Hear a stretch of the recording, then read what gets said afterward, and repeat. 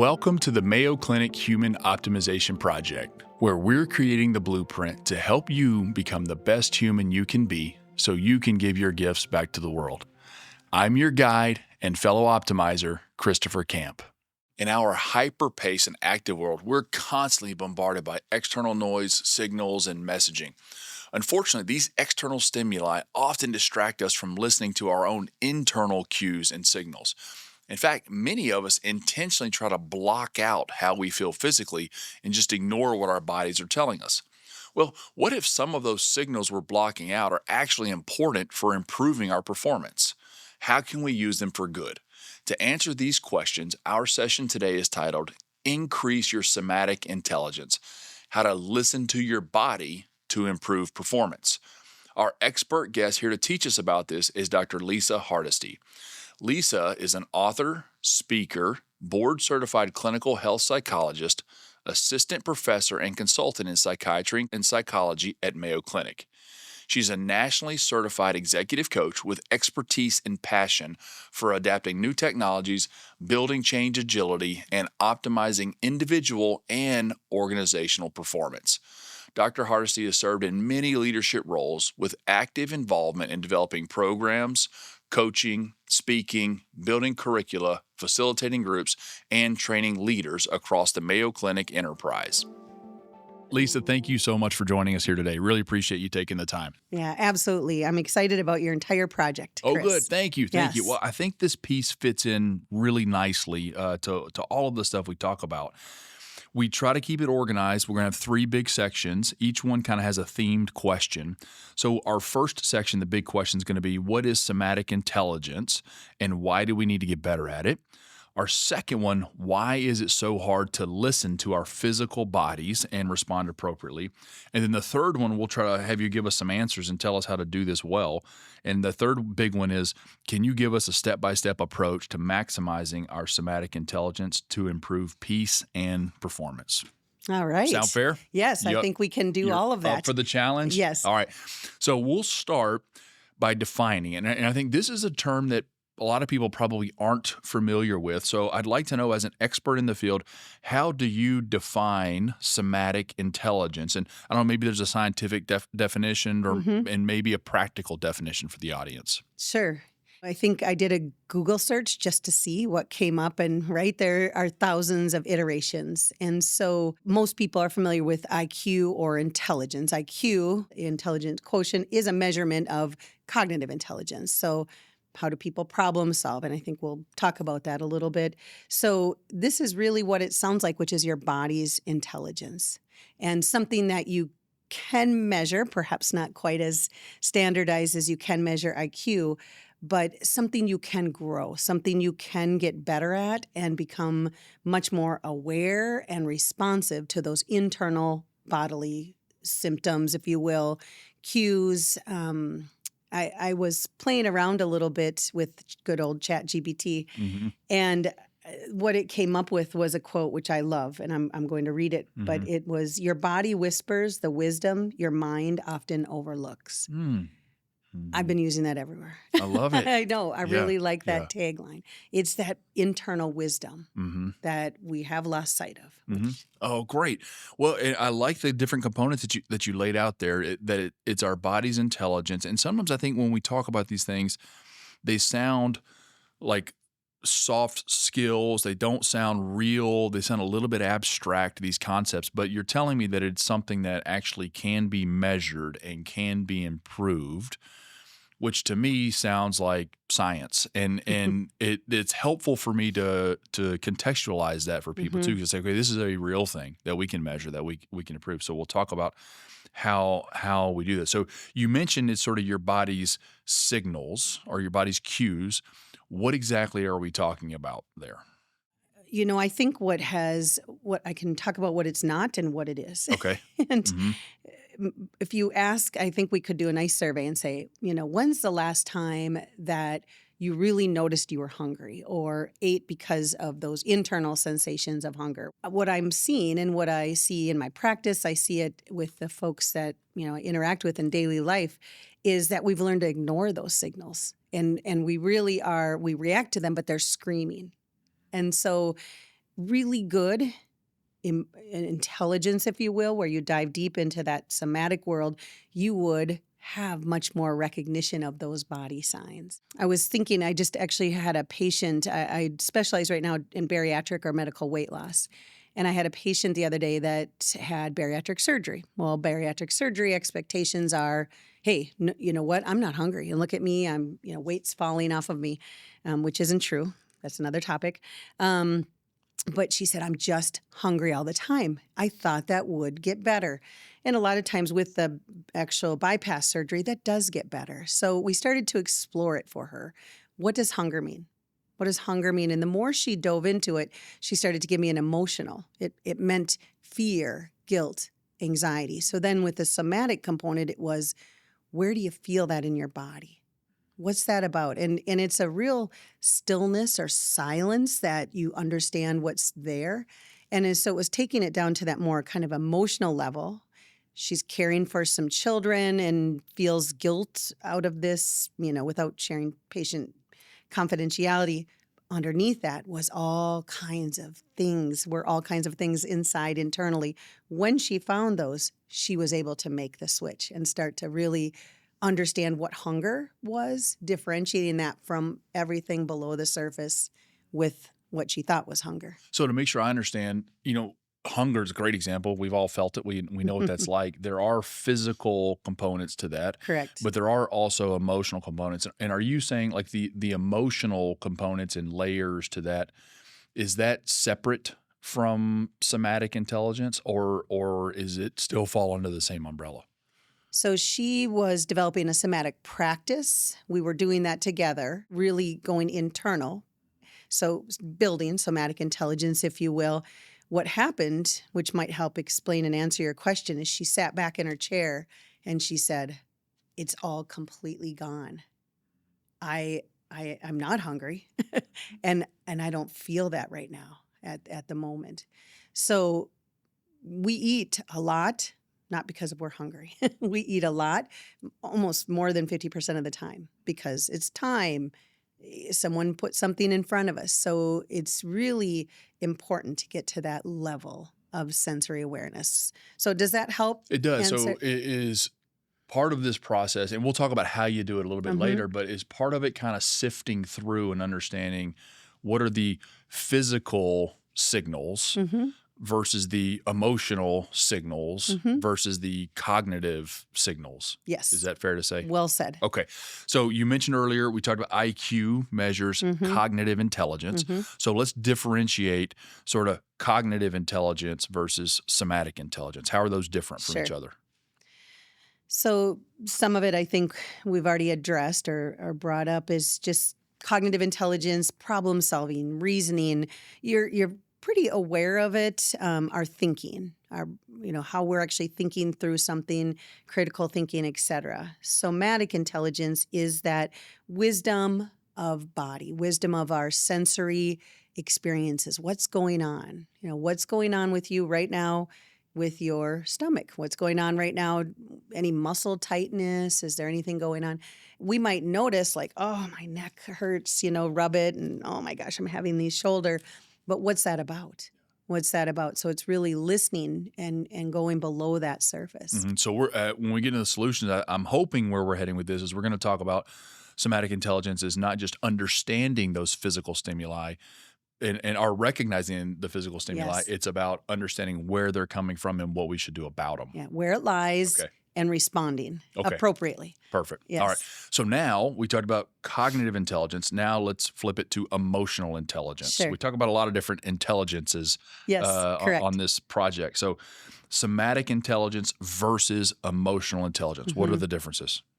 So in the same way cognitive intelligence, somatic intelligence are linked, emotional intelligence and it's hard, sometimes it's like separating hair, right? Going to split this hair, but they are linked. And so emotional intelligence, I actually listened to one of your great podcasts with one of the experts here, Marianne Jenny.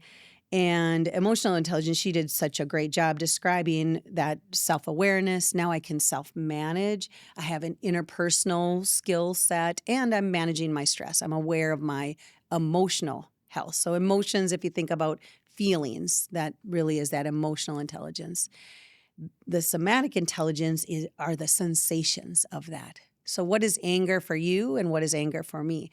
A great example, I saw this a lot in therapy, is that anger is an easier emotion to feel than loneliness, sadness, abandonment, rejection.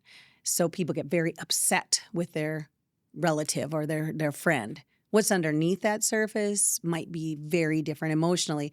Well, what's underneath that? What does that feel like? Where's that line in your body? And people will often put their hand to their chest. I've been reading, we call it the three brains. We have our head, we have our heart, we have our stomach. Lots of nerve endings, lots of information coming from that, but we're ignoring that information. We only know when it's in our head, and I know I'm mad and I'm going to not like that person and be against them.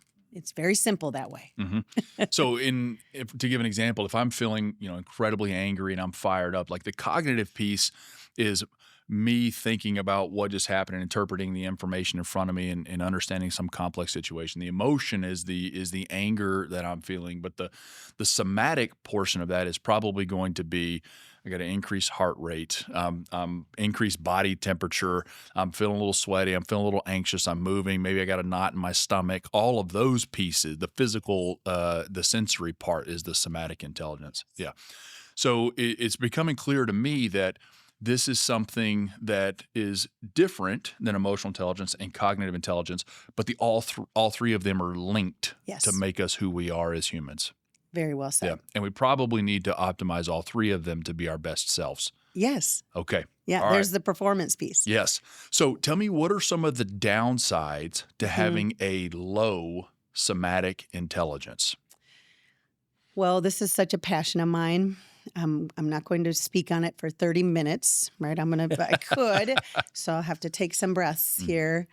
The downsides are that we miss very important information. So I'm just taking you back to your example, which was a great example. So I'm angry. I feel this.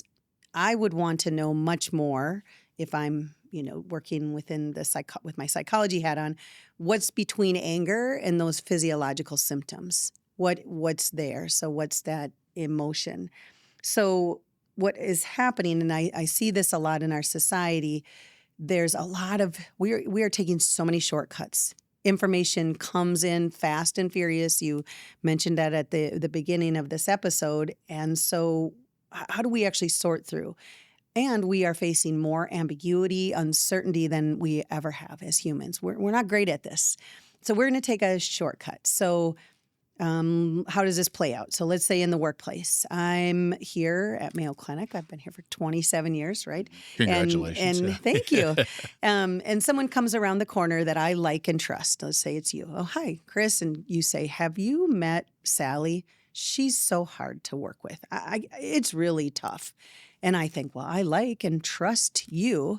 Sally must be bad because you told me that. I'm not spending any more time in my mind. I'm not going internally, understanding my own regulation. I'm not wondering about my emotional health with this. I think, yep, that's correct. She must be bad. Now I'm going to act in such a way. So that's a cognitive, emotional, sensory shortcut. Right, right. And not good for us. Right. I think it also helps explain the divisiveness that we see when we talk about politics. It's very easy for me to say us, them. It's easy for me to not like someone, easier for me to like someone not like me, because that's harder. And confirmation bias is easier. It's a shortcut. It's one of our cognitive shortcuts. So we think less critically. We think less deeply. We don't allow boredom. We don't allow our minds to rest. I say this a lot in my sessions. I say it a lot in my trainings, and that is that, the brain rests while it works, and it works while it rests. We're not letting it rest. So we are not capitalizing on our intuition, our subconsciousness, which is often linked to intuition. We're leaving us on the table, our authentic self. We're leaving our really solid thinking, and we're also more tired because we're not listening to those bodily cues and responding to them early on. It's an emergency. It's like I'm now running to the restroom, or I'm so hungry, I'm grabbing this quick food item because it's just easier. We're much more reactive Much more than reactive. proactive. That's a good, Yeah, simple way yeah, to see yeah. that. Wonderful. So what are some of the benefits? I imagine it's going to be the flip or the reverse of hmm all of those things. Yeah, we hear a lot in society. I think we talk about this at Mayo Clinic, meaning in work. Where's my meaning? And we're very much a value, and foundationally, our values drive us here at Mayo Clinic. And so we're also not listening to our values. We're not listening to what gives me meaning and purpose. And so I'm in a job that perhaps doesn't fit me, or I'm not asking for it, or I'm not looking for something, or I'm in a relationship that isn't serving me well. So it has a lot of implications when not done well. And you can see the slippery slope. And as you said earlier, the emotional intelligence, the cognitive intelligence, that somatic intelligence, they go together. Okay. And so now let's talk about why this is hard for us. 'Cause I feel like this is a struggle for a lot of people.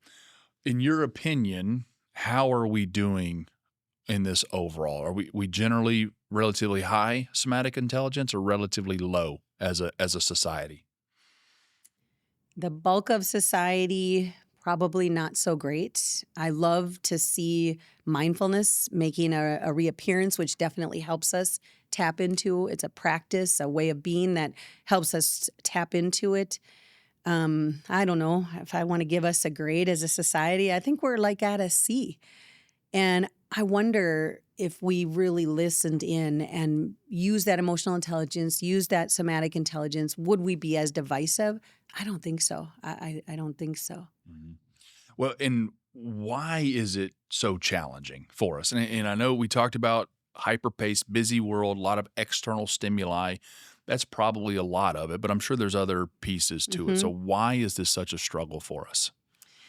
I do think that is, certainly as adults, but even as kids. So on my way up here to this studio, I came out of the restroom and there is a little boy. He might have been 4 or 5, and he's standing on the staircase. And there's a woman who he doesn't know playing the piano, and he's singing "Twinkle Twinkle Little Star." It was beautiful. I stood and listened, and just thought, just with the bandit, right? He's just Yeah. singing. Now, would you do that? Let's go down there. She's going to play the piano, your whole self, right? Right, So right. so Pretty conditioned, vulnerable. Yeah. pretty vulnerable. hmm And why? It was beautiful. It was magical. There were people stopping and looking, and his mom was beaming with pride and videoing him. So we stop just being that vulnerable self. We cover up.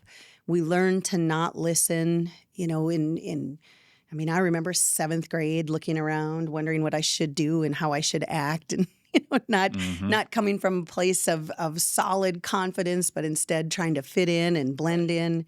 So we lose that ability to go inward. We lose that ability. We also spend a lot of time building cognitive intelligence, not as much time with emotional intelligence, although I do happy to see that coming out. Almost zero time Yeah. in our somatic intelligence. I think that's fair. I think a lot of people recognize the cognitive intelligence. We know that it's measured. We're starting to understand Yeah. that on emotional intelligence, but you're right. I think we're sort of ground zero for Ground, the maybe somatic ground zero, intelligence. right? Yeah. And I do think you also mentioned we're a little insecure or Mm-hmm. self-aware, and I think that limits us Mm-hmm. a little bit. And sometimes maybe we don't want, for the emotional intelligence and the somatic intelligence, we don't want to pause to reflect on how we feel because we're afraid of what we're going to discover. And then we're Yes. afraid of the action that we're going to have to take to try to correct that. So sometimes we Yes. think ignoring it is the best route. Yeah. And It's functional. right. And there Mm-hmm. is a short-term benefit. It's like, oh, let me Yeah. bury that down. I don't have to deal with it right now. Correct. I'll Yes. wait. And unfortunately, that comes up later, bigger each Does. time. And so long-term, that's not the best strategy in the world. And I think if we do that over and over again, chronic stress levels Mm-hmm. will continue to rise. So how does chronic stress relate to somatic intelligence? And if I'm someone who's struggling with chronic stress, do I have to fix that first before I can work on my Mm-hmm. somatic intelligence, or is it the other way around? Chicken or the egg? hmm I think in some ways you just did a nice job of describing that. that it can build up if I'm not managing it. Again, they're in the same house. They're married. Somatic intelligence with that more sensory, internal, where things lie for us, so to speak. Stress has physiological, psychological, emotional, mental aspects. So stress has that sensory, physiological component that really ties primarily into the somatic aspects. So I spent about 10 years in my practice in the past. I specialized in trauma. And as you just said very well, people become really good at pushing it down. They become really good. They become so good, they're dissociated from self. There's a disconnection. So I'm operating in the world completely disconnected from self. And now my performance, maybe my relationships are affected, and I'm too afraid. I've built up too many levels of that. And that can happen from early trauma. That can also happen from a lot of stress. Maybe it's just easier for me to avoid, disconnect. So that feeds into your hyperconnected. So guess what I'm going to do? I'm going to watch Netflix. I'm going to listen to books and podcasts and talk to people and call people and never be still. And the brain rests while it works while it rests. I'm not allowing that to really come into the surface about what's this telling me? What's really happening here? What's my intuition? Where did that go? Yeah, very well said. And I like how you phrase that, and I do think sort of chicken and egg with the chronic stress and somatic intelligence, but which can be a little bit confusing. You think you're spinning wheels, but also if you work on either of them, the other one is probably going to improve. Right. So if you take some steps to manage your chronic stress, your somatic intelligence will probably improve, and vice versa. Right. So it can be a positive synergy or a negative synergy. Yes. You choose. Yes. Sort of thing. All right. What are some other common misconceptions that you find? Because I'm sure there's a lot of confusion about this. What are the most common things people get confused about around the topic of somatic intelligence? Well, I think even for myself, understanding, I've treated somatic disorders for a while, right? Someone comes in and they have a headache. It's actually how I obtained my job. There was a tornado in 1998 in St. Peter, Minnesota, and wiped out a big part of the city.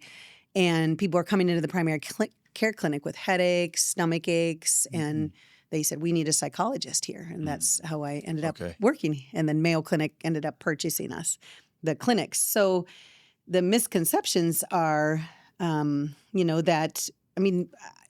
really, if you specialize and you spend a lot of time reading, when's the last time someone said, hey, how's your somatic intelligence?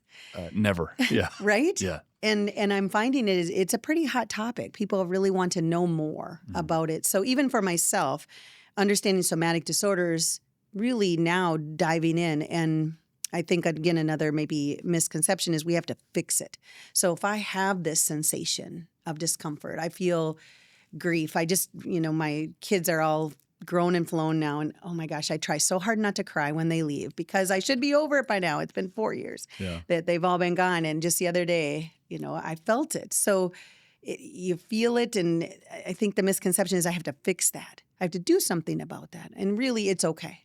It's okay. And maybe that is a downside of having more somatic intelligence is you really do feel more. There is more feeling, but that's the beauty of life. That's the depth and breadth.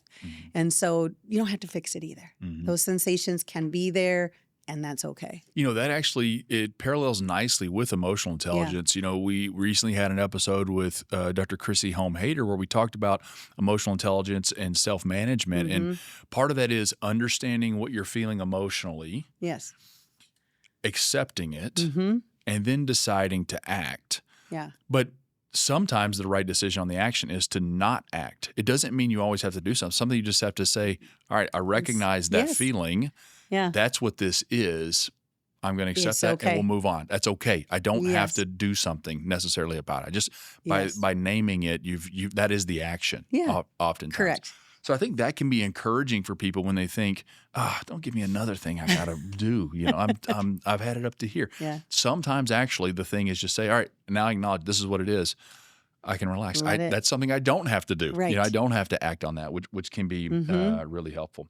So tell me though, what is the danger in not paying attention Mm-hmm. to what's going on? What I'm feeling physically. Why can't I just ignore it and bury it deep down? It seems to be effective at times. Mm-hmm. Why is that not a good long-term strategy? So if I'm well defended, those defense mechanisms break down.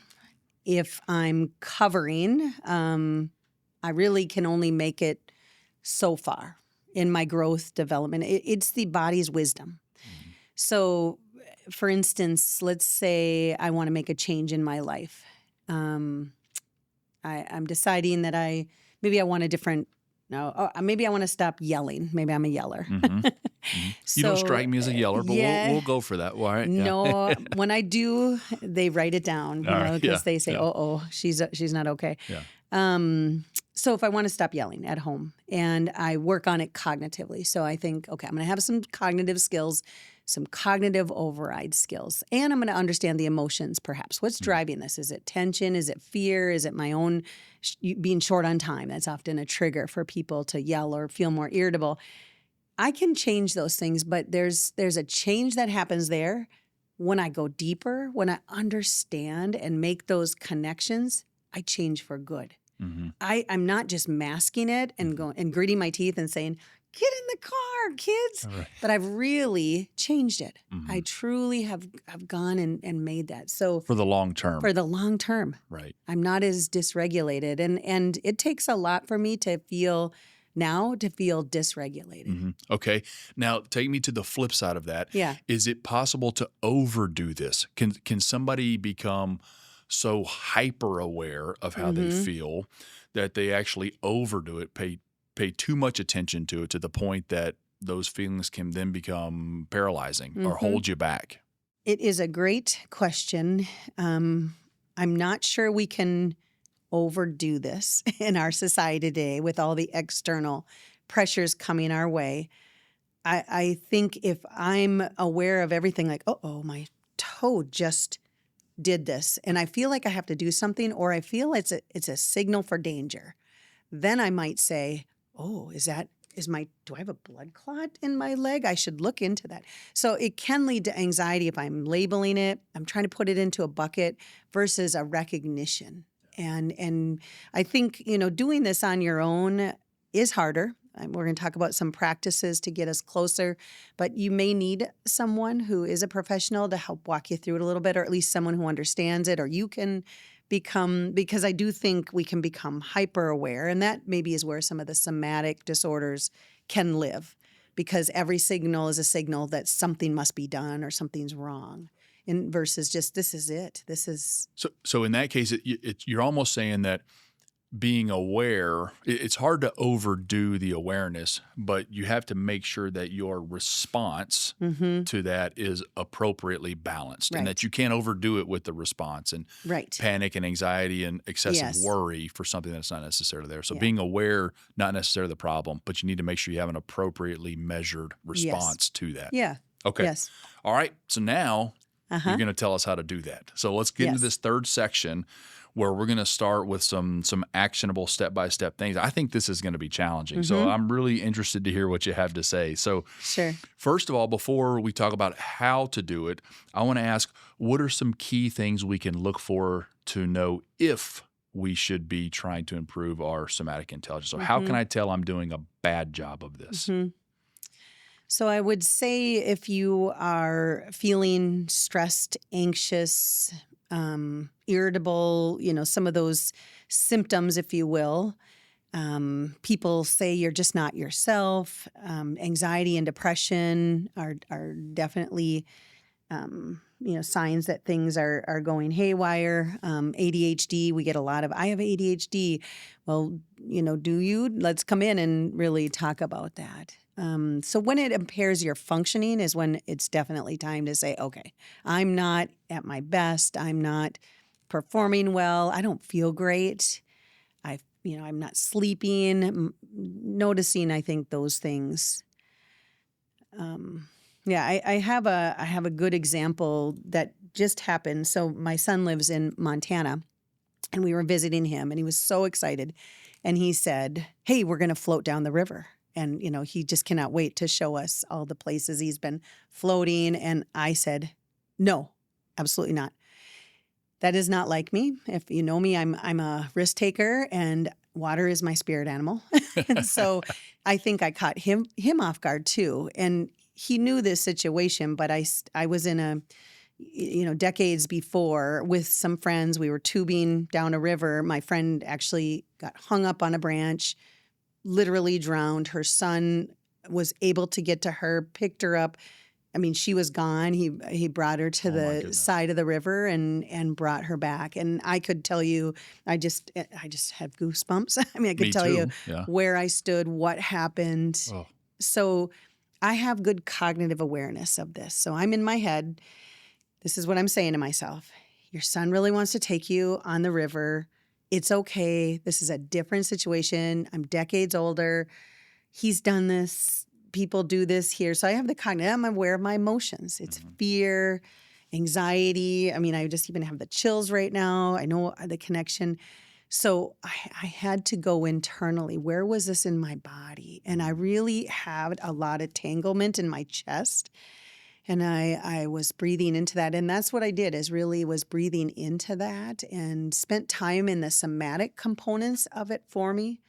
And that loosened it up. Mm-hmm. I didn't go because we missed the day, Yeah. but I have been untangling it so that in the future I can do that. So again, it's those levels. And then how do we get to that place? Oh, what a great example. As you're saying this, I'm thinking back, and I recognize there are times when, and I talk to my wife, Erica, and I say, I'm tired, and I don't know why. I've been getting enough sleep, but I'm feeling tired, or I'm just not hungry. I should be. I haven't eaten for 12 Yeah. hours, but I'm not. Or I'm too hungry. I just finished dinner Sure. and I'm still hungry. So sometimes I notice that these physical sensations are just off. They're either a little higher than they should be or a little bit lower Yeah. than they should be, or it's like I just can't focus or I can't get it together. And I think I'm recognizing now that's exactly what you're talking about. Yes. It's like my internal system is off, like, up hello? or down, and it's telling me Yes. something, and so that's what I've got to tune into. And honestly, I don't think I've done a good job of that. Yeah.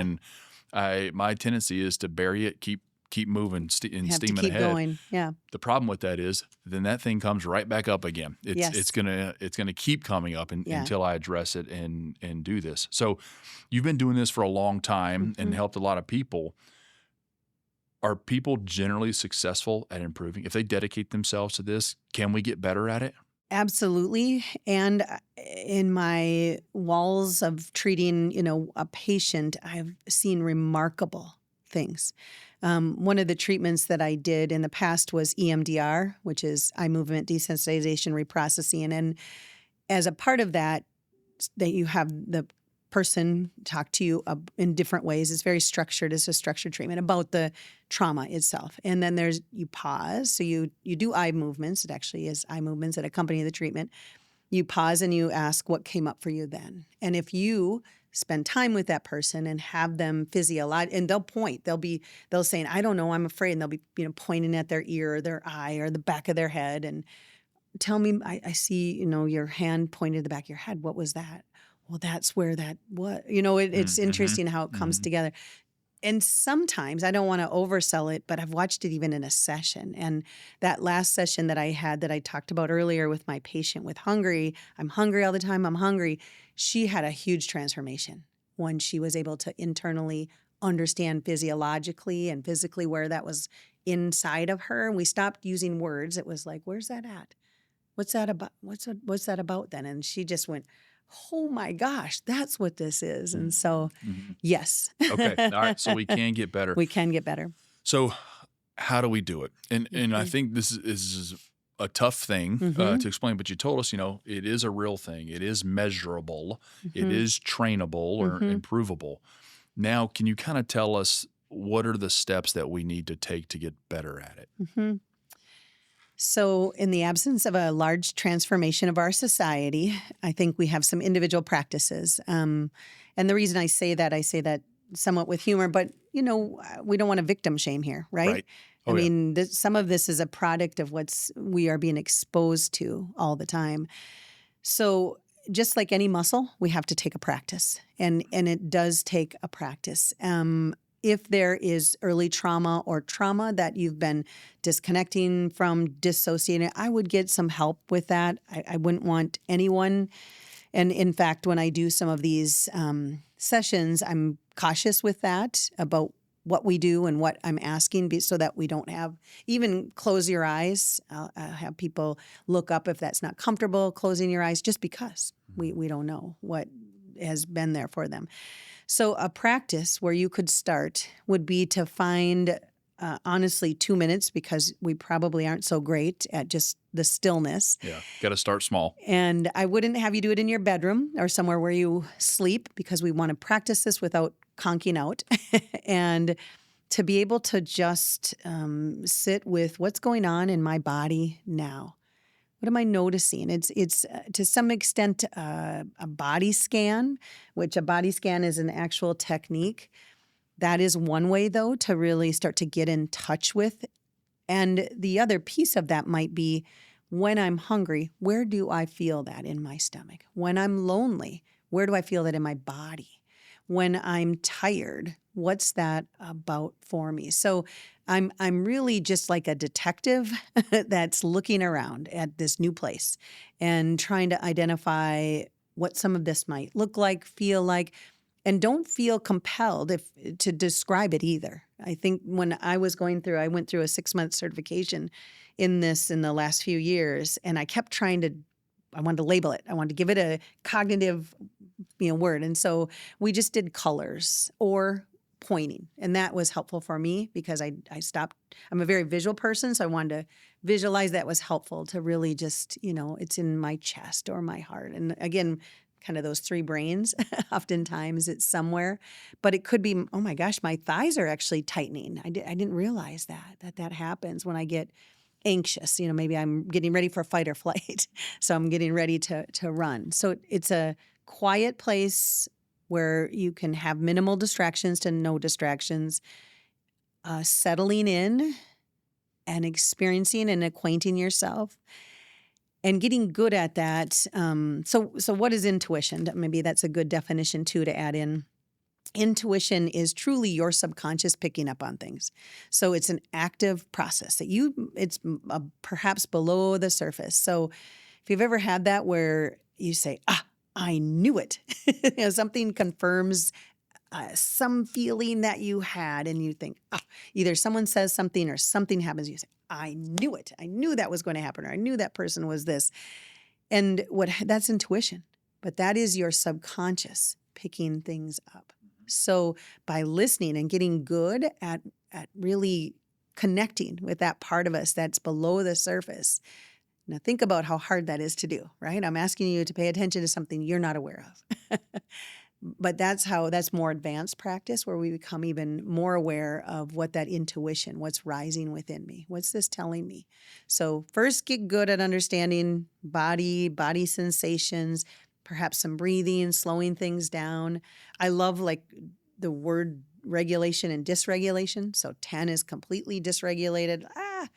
0 is regulated. I'm just calm, and find where some of that is for you. So am I in 8 right now? Is that what's happening here? So all of those practices, mindfulness is another great practice, even movement. So Tai Chi, other yoga, things like that can help us. I think yoga is a great way to tap into that somatic aspects of us. As you're talking through this, I'm recognizing ideally we need to tap into our somatic intelligence when we're in the middle of a problem, a crisis, a stressor, or whatever. Yes. In reality, though, those of us that are new are probably not going to do it at that time because we're overwhelmed and we're not conditioned or ready for it. Yes. So probably a better spot, rather than saying, well, I'm going to wait until I fly off the handle next time, then where do I feel that in my body? Then I'll get my act together and do it. It's probably better to proactively say, I'm going to set a timer and do this for 2 minutes, or I'm going to incorporate, if I'm already somebody who meditates or who prays or who does yoga or who sits in the sauna or whatever. Yes. Find a time with something you're already doing. You say, all right, I'm going to a moment and just say, all right, to take the body scan. I Yeah. like that you said that. What am I feeling? Yeah. Where am I feeling it? Yes. Which I think is excellent. Mm-hmm. And I like, we talk about doing things small and in baby steps. I think that probably is, step number one is just saying, all right, what and where am I feeling? Mm-hmm. And then physically. And then I think the next layers probably get a lot more challenging. Mhm. And at some point, you need to say, okay, how does this connect with my emotions Mhm. and my cognitive state? And then lastly, say, what am I going to actually do about it, if anything? Right. Is that kind of a fair way to approach it and Yes. process it? Okay. Yeah. Yeah. I Okay. think that's a nice way to lay that out. Okay. But I would also say too, you don't always have to do something. Sometimes just the act of recognizing here. it, that's all you need. Yes. And that sort of just having the awareness Mhm. might be the solution for you. Say, Mhm. oh, I see where that's coming from. That's not a threat. I can ignore Yes. that. Yes. And now Right. I'm back to regulation Yeah. quickly. Yes. Yeah. Because our Mhm. temptation isn't when we feel that we go, something's wrong. Fix it. Yeah, exactly. Yes. Which then hypes us up even more. Correct. And we sort of spiral out of control Yes. commonly. So sometimes it may be just reckoning, oh, I see what that is. That's not a real threat. Yes. I'm not that hungry. I just ate a huge dinner. I'm okay. Yes. I can move on. I can refocus. And I can truly, I'm not reframe. just distracting myself. So Yeah. that was a good example. Good. Yes. And your part two, but you preface that with thinking about unaddressed trauma as Mhm. well too. Mhm. That's something that can't be ignored. Right. But I do imagine that thinking about your somatic intelligence and the physical signals is something that would help you deal with that Yes. unaddressed trauma. Is that fair to say? Not only fair to say, I think the way that we truly put that away, because so much of our early trauma or even late trauma, it's stored without words. Mhm. It's stored without consciousness. So if I don't repair those things in that more sensory, somatic component, I'm not tapping into Yeah. some things that are there. So in that way, the somatic intelligence is linked to the unaddressed trauma, similar to how it's linked to the chronic stress. That we Right. talk, little chicken and Yes. egg thing going on Right. there. You kind of need to work on both, and both will help Yeah. in positive synergy Mhm. if you allow it to be. Mhm. Okay. How do I measure my progress in this? Like Mm-hmm. what could I look for to tell that maybe I am getting better at it? Mm-hmm. So even your watch, if you wear a watch or any kind of a device, your heart rate may get a little bit lower, that regulation. I'm a little bit more regulated. And I used to work with type 2 diabetics. It's actually what I did some research on for my dissertation. And folks were not so great at recognizing their fluctuations in blood sugar. So using a monitor to really say, get a continuous blood glucose monitor and oh, I feel this, and tying that in. That's still a hard one. That maybe is not a great example because your blood sugar regulation can be hard to detect at times. So a device that might measure HeartMath is a company that has all kinds of great biofeedback devices that people can have. And I have some things I use when I work in my practice. And there certainly is a feeling of regulation where things don't tip you over as much. And I think there's a more intentional prioritization of your day, of who you're spending time with, of where my time and attention is going. My attention, your attention, our attention. It's the biggest traded commodity out there right now. Yes. More than corn and more Right. than gold. Right.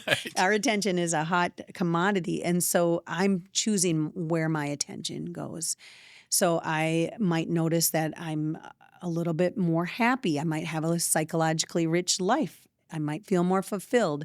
So I can feel it. Hopefully you would have others outside say, you seem more peaceful, more calm, or wow, you made a change in your job. You stood up for yourself with that person. Wow, I really noticed that. So there are some external signs. Yeah. That, And I would imagine too, in addition to those external signs that others might notice, that as you tap into this somatic intelligence, you're paying more attention to your body, you'll probably start to feel that change as well. It's right. But Yeah. my body is not going in a different direction than where I want it to as Right. frequently as it used to be. Or yes. those odd stomach pains I had, before a game or Correct. performance aren't there as much. And Yes. so you start to see some of those things. Yes. Okay.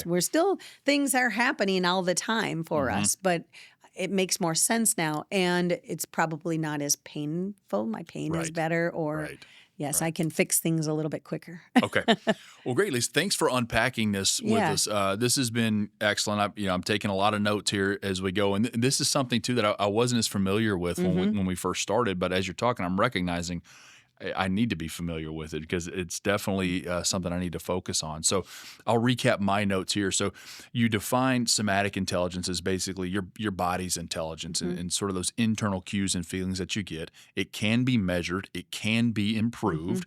It is different from emotional intelligence and cognitive intelligence. So they're different, but they're all linked. So separate but related, and often they correlate with one another. We talked about some of the downsides of having a low somatic intelligence. I mean, you often have confusion.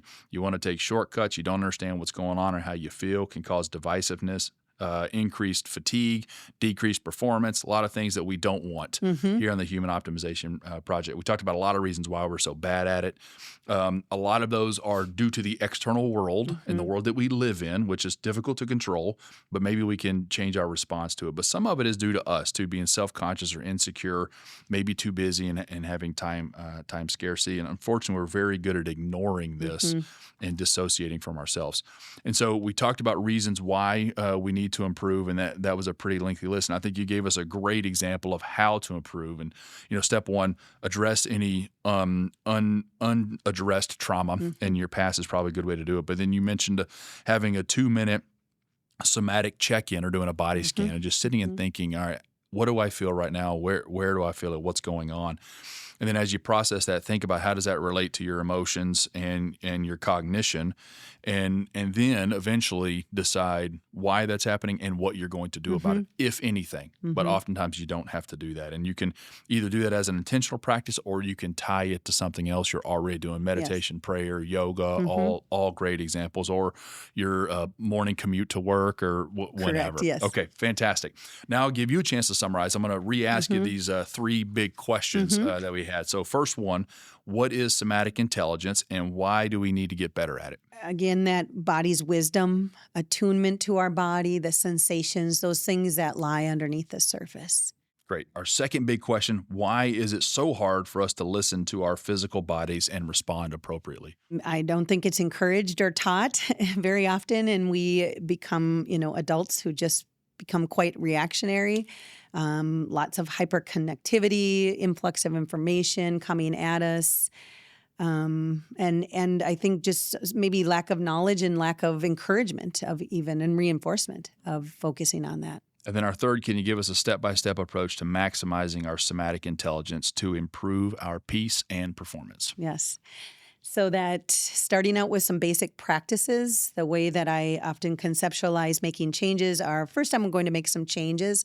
I'm going to try some things. I'm just really practicing. Then I might build some habits. These habits become a little bit more long-lasting. They fit me and my lifestyle. Now I become me. This incorporates into my identity and who I am. If you know me, you will say that person does these things. And like anything, if you do it enough, you do it intentionally, you do it consistently, it becomes habitual, becomes automatic. Correct. And then you start seeing the payoff and the benefits of it with less work. With less work. It's like anything too. So this has been a great discussion, and you've really changed the way that I think about this, to be honest with you. And now I'm sort of thinking about people as we have our cognitive intelligence, our emotional intelligence, and our somatic intelligence, and unless we really try to work to optimize all 3 of those, we'll never be our best self. And they're all sort of connected, and you've given us some great strategies on how to do that. So thank you so much. Absolutely. All right. Yeah, so now for the challenge. We always like to end with some action and what people are actually going to do about it. And you made this very easy for me. You mentioned the 2-minute somatic check-in or the body scan. So we're going to have people start there. So just carve out 2 minutes at some point during the day, not in the bedroom where you could fall asleep. Sit somewhere quiet, no distraction, and just take 2 minutes and just say, what am I feeling right now physically? And you don't even have to solve the problem. Just take the time to do it. That's the first step. And then once you get good at that, and feel free to incorporate it into your habit, do it while you're brushing your teeth or doing yoga or sitting in the steam room or whatever, prayer, meditation time. Try to do it consistently, make it a part of your routine, and then eventually build up to where you're saying, okay, now how can I process that? How can I link it to my emotion, my cognition, and what can I do about it? Excellent. Yes, Thank you, Lisa. absolutely. Thank you for the opportunity. All right. And to our audience, remember to live intentionally, consistently better. Keep striving to be the best human you can be so you can give your gift back to the world and never stop optimizing. Thanks for listening to the Mayo Clinic Human Optimization Project. If you like this episode, hit subscribe and leave a review. It helps others find us. Know someone who might benefit? Share the episode with them to join us in our mission to help as many people as possible become the best humans they can be. Have feedback or a topic idea? Email us at optimize@mayo.edu. And be sure to look for us on Instagram, X, and YouTube. This podcast is for informational and educational purposes only and should not be relied upon for medical, professional, or legal advice. Always consult with a qualified professional for any questions. The appearance of any guest does not imply an endorsement of them, their employer, or any entity they represent. The views and opinions expressed by the guests are their own and do not necessarily reflect the views of Mayo Clinic. Reference to any product, service, or entity is for informational purposes only and does not constitute an endorsement or recommendation by Mayo Clinic.